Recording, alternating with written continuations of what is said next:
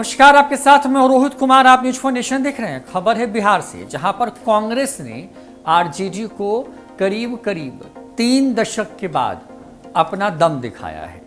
कन्हैया कुमार के आने के साथ ही पार्टी में जोश दिख रहा है, लेकिन सवाल ये कि ये दम कब तक रहेगा। क्या तेजस्वी यादव से आगे निकलने की कोशिश में लग गई है कांग्रेस, या फिर एक बार फिर से जिस तरीके से पिछले 3 दशकों से आरजेडी के लिए बी टीम के तौर पर काम कर रही कांग्रेस फिर से सरेंडर बोल देगी। आज बात इसी पर।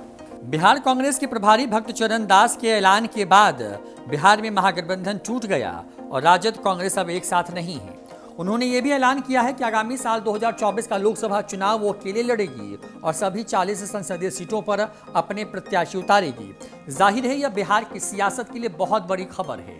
ऐसा क्यों हुआ, इसके पीछे की तात्कालिक वजहों को देखें तो बिहार विधानसभा उपचुनाव में कांग्रेस राजद के बीच आपसी विश्वास या तालमेल की कमी प्राथमिक तौर पर नजर आती है। सियासत के कई जानकार इसका कारण कन्हैया कुमार की कांग्रेस में एंट्री होने को भी बता रहे हैं।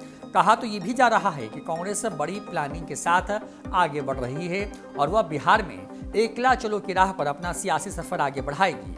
हालांकि सियासी जानकार यह भी कहते हैं कि कांग्रेस राजद के बीच यह एक तरह की नूरा कुश्ती भी हो सकती है, क्योंकि दोनों ही पार्टियों के साथ जाने और आने और अलग होने का इतिहास कुछ ऐसा ही रहा है।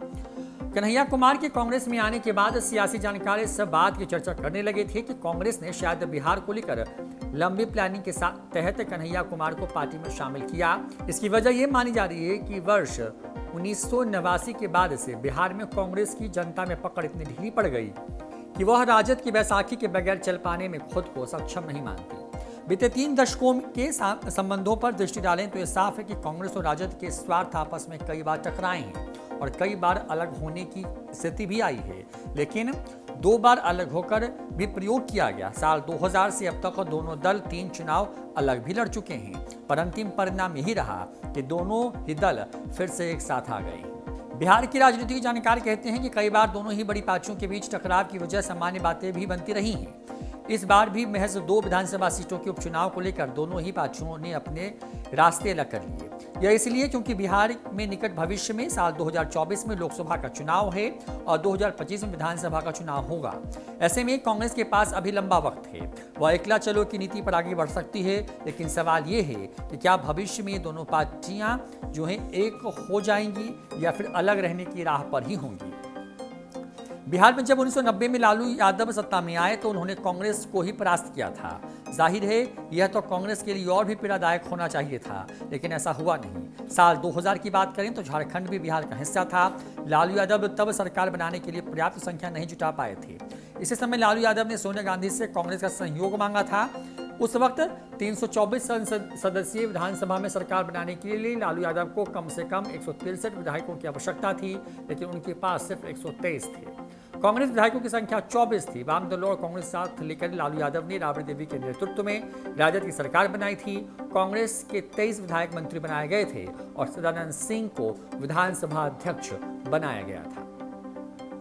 4 साल बड़ी ही दोस्ती अच्छे से चली और साल 2005 तक ये सब कुछ अच्छा चलता रहा। इस वर्ष विधानसभा चुनाव में इन दोनों ही दलों ने इस साल कई जगहों पर फ्रेंडली फाइट भी की। दोस्ती तो बरकरार रही, लेकिन नीतीश कुमार के नेतृत्व में एनडीए की सरकार बन गई।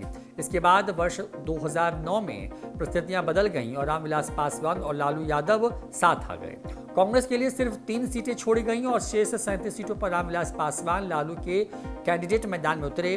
राजद ने यहां भी एक तरफा घोषणा की थी। ऐसे में कांग्रेस बौखला गई। राजद को सबक सिखाने को राजद के कई बागियों को टिकट दिए गए थे। सभी 40 संसदीय सीटों पर अपने प्रत्याशी उतार दिए गए। परिणाम यह रहा कि राजद 4, कांग्रेस सिर्फ 2 सीटें ही जीत पाई थी। इस बीच एनडीए जो कि जदयू और बीजेपी का गठबंधन थी वो मजबूत होती गई, लेकिन कांग्रेस से राजद आपस में उलझे रहे। तलखे बरकरार रही और साल 2010 के विधानसभा चुनाव में कांग्रेस 4 और राजद सिर्फ 22 सीटें ही जीत पाई थी। विधानसभा चुनाव में राजद की सबसे बड़ी हार साबित हुई। लोकसभा चुनाव साल 2014 तक दोनों दल मिले तो सही, लेकिन पार्टी पर किचकिच जारी रही।